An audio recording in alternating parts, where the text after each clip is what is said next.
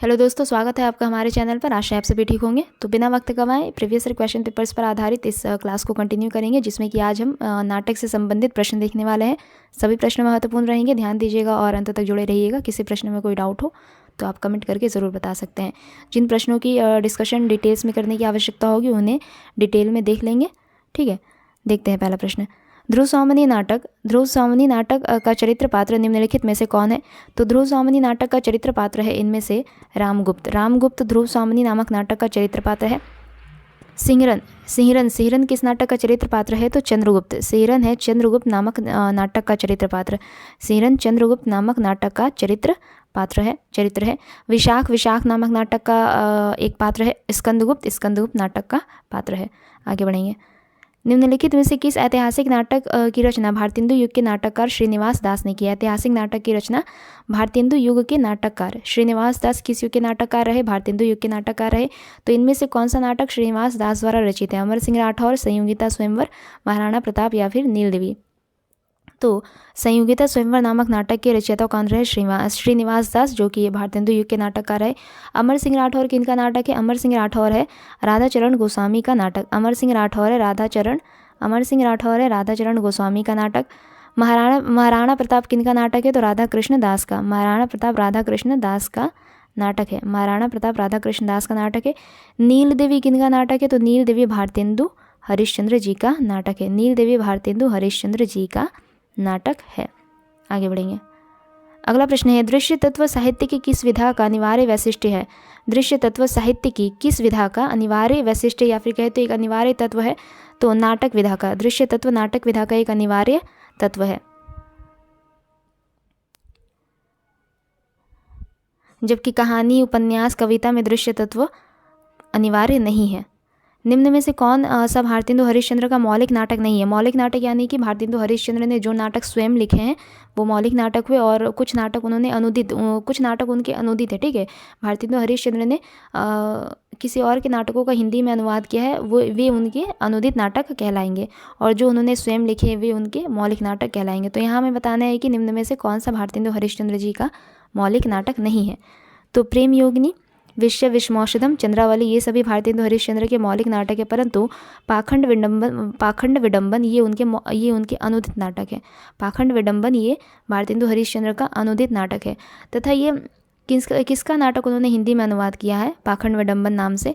तो प्रबोध चंद्रोदय। संस्कृत के एक कवि रहे कृष्ण मिश्र। ठीक है, संस्कृत के एक कवि रहे, नाम क्या रहा उनका? कृष्ण मिश्र। ये संस्कृत के कवि रहे, इनके द्वारा रचित एक नाटक रहा, उसका नाम क्या रहा? तो प्रबोध चंद्रोदय। ठीक है, संस्कृत कवि कृष्ण मिश्र द्वारा रचित एक नाटक रहा है प्रबोध चंद्रोदय। इसी का हिंदी में अनुवाद किया है पाखंड विडंबन नाम से। किसने? तो भारतेंदु हरिश्चंद्र जी ने। याद रखिएगा, बहुत ही महत्वपूर्ण है। अगला प्रश्न देखेंगे।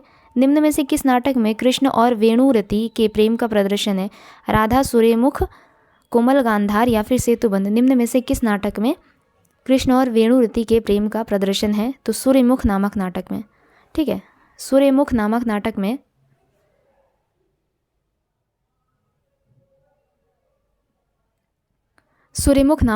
में कृष्ण और वेणुरति के प्रेम का प्रदर्शन है। सूर्यमुख नाटक किनके द्वारा रचित है? तो लक्ष्मी नारायण लाल द्वारा रचित है। ठीक है, सूर्यमुख नाटक किनके द्वारा रचित है? लक्ष्मी नारायण लाल द्वारा रचित है। लक्ष्मी नारायण की कुछ प्रमुख अन्य नाटक है जिनके बारे में पूछा जाता है, जिनसे संबंधित प्रश्न आते हैं। कौन कौन से? अंधा कुआं। ठीक है, अंधा कुआं। इसके अलावा मादा कैक्टस,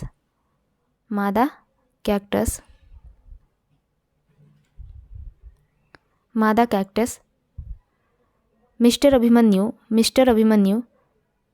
इससे संबंधित काफ़ी प्रश्न देखे हैं मैंने। मिस्टर अभिमन्यु। ठीक है, मिस्टर अभिमन्यु। अच्छा, यहाँ पे छोटी की मात्रा होगी, मिस्टर अभिमन्यु। ठीक है, अंधा कुआं, मादा कैक्टस, मिस्टर अभिमन्यु, ये भी लक्ष्मी नारायण लाल के प्रसिद्ध नाटक रहे। याद रखिएगा इनका नाम। अगला प्रश्न है, प्रवृत्ति निवृत्ति अथवा आसक्ति अनासक्ति का द्वंद्व मोहन राकेश के किस नाटक में प्रदर्शित है? आधे अधूरे, पैर तले की ज़मीन, आषाढ़ का एक दिन या फिर लहरों का राजहंस? तो यहाँ पे लहरों का राजहंस, ठीक है, लहरों का राजहंस नामक नाटक में प्रवृत्ति निवृत्ति अथवा आसक्ति अनासक्ति का द्वंद्व प्रदर्शित है। ये सभी नाटक किनके द्वारा रचित है? तो मोहन राकेश जी के द्वारा रचित है।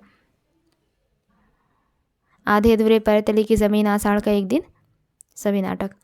बर्नार्ड शॉ का प्रत्यक्ष प्रभाव लेकर सन 1935 ईस्वी में, बर्नार्ड शॉ का प्रत्यक्ष प्रभाव लेकर सन 1935 ईस्वी में हिंदी में एकांकी नाटक की रचना किसने की? भुवनेश्वर प्रसाद। बर्नार्ड शॉ का प्रत्यक्ष प्रभाव लेकर सन 1935 ईस्वी में हिंदी में एकांकी नाटक की रचना की भुवनेश्वर प्रसाद ने, ठीक है, भुवनेश्वर प्रसाद ने। भुवनेश्वर प्रसाद के प्रमुख एकांकी हैं कौन कौन से? स्ट्राइक। भुवनेश्वर प्रसाद के प्रमुख एकांकी कौन कौन से? स्ट्राइक, कारवां, तांबे के कीड़े, ठीक है, तांबे के कीड़े, शैतान इत्यादि। ये कुछ प्रसिद्ध नाटक रहे, एकांकी रहे, किनके द्वारा रचित? भुवनेश्वर प्रसाद जी के द्वारा रचित। स्ट्राइक, कारवां, तांबे के कीड़े, शैतान। आगे भारत दुर्दशा। भारत दुर्दशा भारतेंदु के किस भावना का आदर्श उदाहरण है? भारत दुर्दशा भारतेंदु के किस भावना का आदर्श उदाहरण है? तो मन की उदासीनता, पारिवारिक चिंता, बाल समस्या या फिर देश हितैषणा? तो देश हितैषणा, ठीक है। भारत दुर्दशा भारतेंदु की भावना देश हितैषणा, ठीक है, देश हितैषणा का आदर्श उदाहरण है। आगे बढ़ेंगे। अगला प्रश्न है भारत दुर्दशा। भारत दुर्दशा नाटक कितने अंकों में विभाजित करके लिखा गया है? तो भारत दुर्दशा नाटक 6 अंकों में विभाजित करके लिखा गया है, जो तत्कालीन भारत की दशा एवं उत्तरदायी कारणों की विवेचना करता है, ठीक है। भारत दुर्दशा कितने अंकों में लिखा गया है? तो 6 अंकों में लिखा गया है, जिसमें तत्कालीन भारत की दशा का चित्रण किया गया है। अजातशत्रु नाटक के लेखक कौन रहे? अजातशत्रु नाटक के लेखक रहते हैं जयशंकर प्रसाद। अजातशत्रु नाटक के लेखक रहे जयशंकर प्रसाद। यह इनका एक ऐतिहासिक नाटक है। अन्य प्रसिद्ध नाटक है जैसे कि स्कंदगुप्त, चंद्रगुप्त, ध्रुव स्वामिनी, राज्यश्री, ये भी सारे जयशंकर प्रसाद द्वारा ही रचित है। अगला प्रश्न है, यद्यपि मैंने बहुत से लोग भारत विजय को भेजे हैं, पर तुम्हारे बिना सब निर्बल है। मुझको तुम्हारा बड़ा भरोसा है, अब तुमको वहाँ जाना होगा। यह कहकर भारत दुर्दशा नाटक में भार दुर्देव ने किसे हिंदुस्तान जाने के लिए कहा? यद्यपि मैंने बहुत से लोग भारत विजय को भेजे हैं, पर तुम्हारे बिना सब निर्बल है। मुझको तुम्हारा बड़ा भरोसा है, अब तुमको वहाँ जाना होगा। यह कहकर भारत दुर्दशा नाटक में भार दुर्देव ने किसे हिंदुस्तान जाने के लिए कहा था? तो अंधकार, ठीक है, अंधकार को हिंदुस्तान जाने के लिए कहा था भारत दुर्देव ने। भारत होगा यहाँ पे, भार नहीं होगा, ठीक है, भारत दुर्देव ने। आगे बढ़ेंगे। नाटककार के अतिरिक्त मोहन राकेश की पहचान हिंदी साहित्य में किस रूप में होती है? समांतर कहानी आंदोलन के नेतृत्वकर्ता के रूप में, कहानी आंदोलन के प्रमुख हस्ताक्षर के रूप में, सचेतन कहानी आंदोलन के नेतृत्वकर्ता के रूप में, या फिर नई कहानी आंदोलन के प्रमुख हस्ताक्षर के रूप में। नाटककार के अतिरिक्त मोहन राकेश की पहचान हिंदी साहित्य में किस रूप में होती है? तो नई कहानी आंदोलन के प्रमुख हस्ताक्षर के रूप में, ठीक है, नई कहानी आंदोलन के प्रमुख हस्ताक्षर के रूप में भी मोहन राकेश की पहचान हिंदी साहित्य में होती है। हिंदी साहित्य इनके कुछ अन्य प्रसिद्ध कहानियाँ हैं मोहन राकेश जी की, जिससे संबंधित प्रश्न आते हैं, जैसे इंसान के खंडहर, इंसान के खंडहर, अच्छा मैं ऐसे ही बता दे रही हूँ, इंसान के खंडहर, इसके अलावा नए बादल, जानवर और जानवर, एक और ज़िंदगी, फौलाद का आकाश, ठीक है। 5 बताए मैंने, जैसे पहला इंसान के खंडहर, दूसरा नए बादल, तीसरा जानवर और जानवर, चौथा एक और ज़िंदगी, 5वां फौलाद का आकाश। आगे बढ़ेंगे। अगला प्रश्न है, आषाढ़ का एक दिन नाटक के आधार पर प्रिया गुमंजरी के संदर्भ में गलत तथ्य कौन सा है? आषाढ़ का एक दिन नाटक के आधार पर प्रिया गुमंजरी के संदर्भ में गलत तथ्य कौन सा है? गुप्त वंशीय राज दुहिता है, कालिदास के परिणीता है, यहाँ पे है हो जाएगा। राजनीति के दाव पेचों में निपुण नहीं है, विदुषी है। तो इसमें जो गलत तथ्य है वह है राजनीति के दाव पेचों में निपुण नहीं है। ये आषाढ़ का एक दिन नाटक के आधार पर प्रिया गुमंजरी के संदर्भ में एक गलत तथ्य है कि राजनीति के दाव पेचों में निपुण नहीं है, ये गलत तथ्य है। बाकी सारे कथन सही है यहाँ पे। सोच रहा हूँ कि वह आषाढ़ का ऐसा ही दिन था, ऐसी ही घाटी में मेघ भरे थे और असमय अंधेरा हो गया था। मैंने घाटी में एक आहट हरिण शावक को देखा था और उठाकर यहाँ ले आया था। तुमने उसका उपचार किया था। ये वाक्य किसने किससे कहे हैं?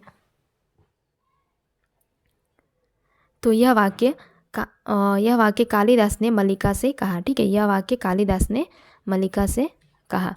आगे बढ़ते हैं। अगला प्रश्न है अधिकार सुख। अधिकार सुख कितना मादक और सारहीन है, अपने को नियामक और कर्ता समझने की बलवती स्पृहा उससे बेकार कराती है। स्कंदगुप्त नाटक का यह कथन किस पात्र का है? अधिकार सुख कितना मादक और सारहीन है, अपने को नियामक और कर्ता समझने की बलवती स्पृहा उससे बेकार कराती है। स्कंदगुप्त नाटक का यह कथन है स्कंदगुप्त। ठीक है, स्कंदगुप्त नाटक में यह कथन किस पात्र का है? तो स्कंदगुप्त का है यह कथन। अगला प्रश्न है जागो रे जागो, जागो जागो रे भाई, सोअत निसी बैस गंवाई, जागो जागो रे भाई। भारत दुर्दशा में यह गीत कौन गाता है? तो भारत भाग्य। भारत दुर्दशा में यह गीत भारत भाग्य गाता है। भारतेंदुकृत भारत दुर्दशा हिंदी भाषा का पहला मौलिक राजनीतिक नाटक है। ठीक है, भारतेंदु हरिश्चंद्र जी द्वारा रचित भारत दुर्दशा हिंदी भाषा का पहला मौलिक राजनीतिक नाटक है। यह उनका मौलिक नाटक है और उसमें भी क्या राजनीतिक नाटक है। पहला मौलिक राजनीतिक नाटक भारत दुर्दशा है जो कि भारतेंदु हरिश्चंद्र जी द्वारा रचित है। आषाढ़ का एक दिन नाटक में राजपुरुष कौन है? तो दंतुल। आषाढ़ का एक दिन नाटक में राजपुरुष है दंतुल। यह मोहन राकेश का नाटक है। ठीक है, यह मोहन राकेश का नाटक है। ऐतिहासिक नाटककार के रूप में कौन प्रतिष्ठित है? निम्न में से ऐतिहासिक नाटककार के रूप में भीष्म साहनी, मोहन राकेश, लक्ष्मी नारायण लाल या फिर जयशंकर प्रसाद। जयशंकर प्रसाद जी ऐतिहासिक नाटककार के रूप में प्रसिद्ध है। इनके कुछ प्रसिद्ध नाटक है जैसे कल्याणी, करुणालय, सज्जन, राज्यश्री, विशाख, अजातशत्रु, जन्मेजय का नाग यज्ञ, कामना, स्कंदगुप्त, चंद्रगुप्त, ध्रुव स्वामिनी, एक घूट, ये सभी नाटक जयशंकर प्रसाद जी द्वारा रचित है। स्कंदगुप्त नाटक के प्रथम अंक में कुल कितने दृश्य? स्कंदगुप्त नाटक के प्रथम अंक में कुल है 7 दृश्य। स्कंदगुप्त नाटक के प्रथम अंक में कुल 7 दृश्य। यह उनका एक ऐतिहासिक नाटक है। आगे बढ़ते हैं। इनमें कौन सी रचना मोहन राकेश की नहीं है? निम्न में से कौन सी रचना मोहन राकेश की नहीं है? छोटे छोटे ताजमहल, आषाढ़ का एक दिन, अंधेरे बंद कमरे, लहरों का राजहंस, ये तीनों ही रचना मोहन राकेश जी द्वारा रचित है। परंतु छोटे छोटे ताजमहल किनकी रचना है? तो राजेंद्र यादव की कहानी है। छोटे छोटे ताजमहल राजेंद्र यादव की कहानी है जो कि जिसका प्रकाशन वर्ष होता है 1962 ईस्वी में। छोटे छोटे ताजमहल का प्रकाशन वर्ष रहा 1962 ईस्वी। जबकि आषाढ़ का एक दिन नाटक विधा की रचना है और मोहन राकेश द्वारा ही रचित है। अंधेरे बंद कमरे उपन्यास विधा की रचना है। अंधेरे बंद कमरे उपन्यास विधा की रचना है। ठीक है, अंधेरे बंद कमरे उपन्यास विधा की रचना है। और लहरों का राजहंस भी एक नाटक विधा की रचना है। आगे बढ़ते हैं। आषाढ़ का एक दिन में किसका भावहीना और प्रेम विभोर व्यक्तित्व उभर कर आता है? आषाढ़ का एक दिन नामक नाटक में भावहीना और प्रेम विभोर व्यक्तित्व उभर कर किसका आता है? तो मल्लिका का। ठीक है, आगे बढ़ते हैं। भारत दुर्दशा के पहले अंक में भारतेंदु ने मूल रूप से किसका चित्र खींचा है? भारत के गाँव का, भारत की दुर्दशा के कारणों का, भारत के बड़े नगरों का या फिर भारत की नारियों की दुर्दशा का? तो भारत की दुर्दशा के कारणों का चित्र खींचा गया है भारत दुर्दशा नामक नाटक में के पहले अंक में। भारतेंदु हरिश्चंद्र इस नाटक के माध्यम से भारत की मौलिक समस्या को प्रदर्शित करते हैं। ठीक है, भारत की मौलिक समस्या को इस नाटक के माध्यम से प्रदर्शित किया गया है तथा अंग्रेजों की शोषण नीति का खुलासा किया गया है इस नाटक में। अंग्रेजों की शोषण नीति का खुलासा किया गया है इस नाटक में। स्कंदगुप्त नाटक का प्रकाशन वर्ष क्या रहा? स्कंदगुप्त नाटक का प्रकाशन वर्ष रहता है 1928 ईस्वी। नाटककार कौन रहे? जयशंकर प्रसाद। काफ़ी बार चर्चा किया जा चुका है इस बारे में। अगला प्रश्न है कष्ट हृदय की कसौटी है, तपस्या अग्नि है, सम्राट यदि इतना भी न कर सके तो क्या, सब क्षणिक सुखों का अंत है। स्कंदगुप्त नाटक में यह किसके द्वारा कही गई पंक्तियां हैं? कष्ट हृदय की कसौटी है, तपस्या अग्नि है, सम्राट यदि इतना भी न कर सके तो क्या, सब क्षणिक सुखों का अंत है। स्कंदगुप्त नाटक में यह किसके द्वारा कही गई पंक्ति है? तो देवसेना के द्वारा कही गई यह पंक्ति है। ठीक है, देवसेना के द्वारा कही गई यह पंक्ति है। कारवां किसका एकांकी संग्रह है? कारवां भुवनेश्वर प्रसाद का एकांकी संग्रह है। कारवां भुवनेश्वर प्रसाद का एकांकी संग्रह है। भुवनेश्वर प्रसाद के कुछ अन्य रचनाएं जैसे तांबे के कीड़े, एक साम्यहीन साम्यवादी, एक साम्यहीन साम्यवादी। तांबे के कीड़े प्रसिद्ध है। तांबे के कीड़े से संबंधित काफ़ी प्रश्न आते हैं, ठीक है। तांबे के कीड़े से संबंधित काफ़ी प्रश्न आए हुए हैं। तांबे के कीड़े किनके द्वारा रचित है? तो भुवनेश्वर प्रसाद जी द्वारा रचित है तांबे के कीड़े। आगे बढ़ते हैं कि मैं इस घर से ही अपने अंदर कुछ ऐसी चीज़ लेकर गई हूँ जो किसी भी स्थिति में मुझे स्वाभाविक नहीं रहने देती। आधे अधूरे नाटक के प्रस्तुत संवाद का संबंध किस पात्र से है? कि मैं इस घर से ही अपने अंदर कुछ ऐसी चीज़ लेकर गई हूँ जो किसी भी स्थिति में मुझे स्वाभाविक नहीं रहने देती। आधे अधूरे नाटक के प्रस्तुत संवाद का संबंध किस पात्र से है? तो बड़ी लड़की, ठीक है। आधे अधूरे नाटक की जो पात्र है बड़ी लड़की, उससे संबंधित यह संवाद है। अभिव्यक्ति की स्वतंत्रता का प्रश्न। अभिव्यक्ति की स्वतंत्रता का प्रश्न सुरेंद्र वर्मा के किस नाटक में आया है? अभिव्यक्ति की स्वतंत्रता का प्रश्न सुरेंद्र वर्मा के किस नाटक में आया है? सूर्य की अंतिम किरण से सूर्य की पहली किरण तक, 8वां सर्ग, नायक खलनायक विदूषक, शकुंतला की अंगूठी। तो यहाँ पे नायक खलनायक विदूषक है, यह तो आपकी मनु भंडारी की रचना है। नायक खलनायक विदूषक जो है यह मनु भंडारी की रचना है। बाकी तीनों यहाँ पे सुरेंद्र वर्मा की है। परंतु यहाँ पे बताना है कि अभिव्यक्ति की स्वतंत्रता का प्रश्न किस नाटक में आया है? तो 8वां सर्ग नामक नाटक में आया है, ठीक है। अभिव्यक्ति की स्वतंत्रता का प्रश्न 8वां सर्ग नामक नाटक में आया है। सूर्य की पहली किरण से सूर्य की अंतिम किरण से सूर्य की पहली किरण तक, इसमें स्त्री पुरुष संबंधों को दर्शाया गया, ठीक है। स्त्री पुरुष से संबंधित इसमें चर्चा की गई है। शकुंतला की अंगूठी में पैसे के समक्ष कला की महत्वहीनता को दर्शाया गया है। शकुंतला की अंगूठी नामक रचना में पैसे के समक्ष कला की महत्वहीनता को दर्शाया गया है, ठीक है। कला को महत्वहीन बताया गया है पैसे के सामने। अगला प्रश्न, अतएव दो बालुकापूर्ण कगारों के बीच में एक निर्मल स्रोत स्विनी का रहना आवश्यक है। यह संवाद चंद्रगुप्त के किस पात्र का है? तो यह संवाद चंद्रगुप्त के चाणक्य का है, ठीक है। चंद्रगुप्त के पात्र, चंद्रगुप्त नामक नाटक के पात्र चाणक्य का है यह कथन। आगे बढ़ते हैं। अगला प्रश्न है, पहला राजा नाटक के लेखक कौन रहे? पहला राजा नाटक के लेखक रहते हैं जगदीश चंद्र माथुर।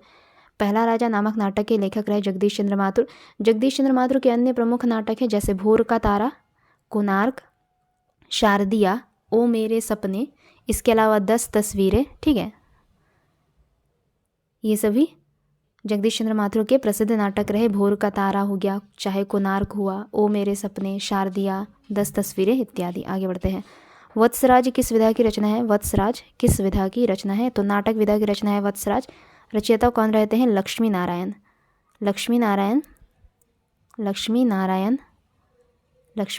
मिश्र, ठीक है। लक्ष्मी नारायण लाल नहीं, मिश्र। वत्सराज लक्ष्मी नारायण मिश्र द्वारा रचित नाटक है। इस नाटक का प्रकाशन वर्ष क्या रहा? 1950। इस नाटक का प्रकाशन वर्ष रहा 1950। यह मिश्र जी का, लक्ष्मी नारायण मिश्र जी का एक ऐतिहासिक नाटक है। आगे बढ़ते हैं। लक्ष्मी नारायण मिश्र के कुछ अन्य प्रसिद्ध नाटक हैं जैसे सिंदूर की होली, ठीक है। सिंदूर की होली, इसके अलावा राक्षस का मंदिर, मुक्ति का रहस्य, चक्रव्यूह, सन्यासी। ये सभी क्या है? लक्ष्मी नारायण मिश्र के प्रसिद्ध नाटक है जैसे राक्षस का मंदिर, सिंदूर की होली, मुक्ति का रहस्य, चक्रव्यूह, सन्यासी इत्यादि। आगे बढ़ते हैं। भुवनेश्वर कृत एकांकी निम्न में से कौन सी है? भुवनेश्वर द्वारा रचित एकांकी है स्ट्राइक, भुवनेश्वर द्वारा रचित एकांकी है, ठीक है। जोक किनके द्वारा रचित एकांकी है? उपेंद्र नाथ अश्क द्वारा रचित एकांकी है। जोक उपेंद्र नाथ अश्क द्वारा रचित एकांकी है। उसके अलावा अशोक वन लक्ष्मी नारायण लाल द्वारा रचित एकांकी है। लक्ष्मी नारायण लाल, ठीक है। वत्सराज हमने देखा था किनकी रचना थी? लक्ष्मी नारायण मिश्र की। अशोक वन लक्ष्मी नारायण लाल द्वारा रचित एकांकी है। अंडे के छिलके मोहन राकेश द्वारा रचित एकांकी है। अंडे के छिलके मोहन राकेश द्वारा रचित एकांकी है। आगे बढ़ेंगे। अतिरंजना किस नाट्य परंपरा की प्रमुख प्रवृत्ति रही? अतिरंजना किस नाट्य परंपरा की प्रमुख प्रवृत्ति रही? पारसी नाटक की एक प्रमुख प्रवृत्ति है या फिर कहे तो विशेषता है अतिरंजना। कुछ पारसी नाटककारों के नाम बता रही हूँ, जैसे नारायण प्रसाद बेताब, आगा हश्र काश्मीरी, नारायण प्रसाद बेताब, आगा हश्र काश्मीरी, राधे श्याम कथावाचक, तुलसीदास शैदा। ठीक है, ये कुछ प्रसिद्ध पारसी नाटककार है। नारायण प्रसाद बेताब, इसके अलावा आगा हश्र काश्मीरी, इसके अलावा राधा श्याम कथावाचक और तुलसीदास शैदा। आगे बढ़ेंगे। किस अंक वाले नाटक को एकांकी कहते हैं? किस अंक वाले नाटक को एकांकी कहते हैं? एक अंक वाले नाटक को एकांकी कहा जाता है। 20वीं सदी के चौथे दशक में इसकी शुरुआत मानी जाती है। ठीक है, 20वीं सदी के चौथे दशक में इसकी शुरुआत मानी जाती है। जयशंकर प्रसाद कृत एक घूट, जयशंकर प्रसाद कृत एक घूट। ठीक है, जयशंकर प्रसाद कृत एक घूट को हिंदी साहित्य की प्रथम एकांकी स्वीकार किया जाता है। जयशंकर प्रसाद की एक घूट को हिंदी साहित्य की प्रथम एकांकी स्वीकार किया जाता है। साहित्य के किस विधा में रंग निर्देश होता है? तो नाटक विधा में रंग निर्देश होता है। ठीक है, नाटक विधा में रंग निर्देश होता है। भिखारी ठाकुर का विदेशिया है, भिखारी ठाकुर द्वारा रचित विदेशिया है एक लोक नाटक। भिखारी ठाकुर द्वारा रचित विदेशिया क्या है? एक लोक नाटक। इनके द्वारा रचित अन्य लोक नाटक है जैसे भाई विरोध, कलयुग प्रेम, भाई विरोध। भिखारी ठाकुर द्वारा रचित अन्य लोक नाटक है जैसे भाई विरोध, ठीक है, कलयुग प्रेम, कलयुग प्रेम, ननद भौजाई इत्यादि, ननद भौजाई इत्यादि। तो आज का यह हमारा अंतिम प्रश्न रहा। अगले क्लास में जल्दी मिलेंगे। तब तक के लिए अगर आप लोगों को हमारी क्लास अच्छी लगे तो लाइक, शेयर और सब्सक्राइब ज़रूर करते जाइएगा। धन्यवाद।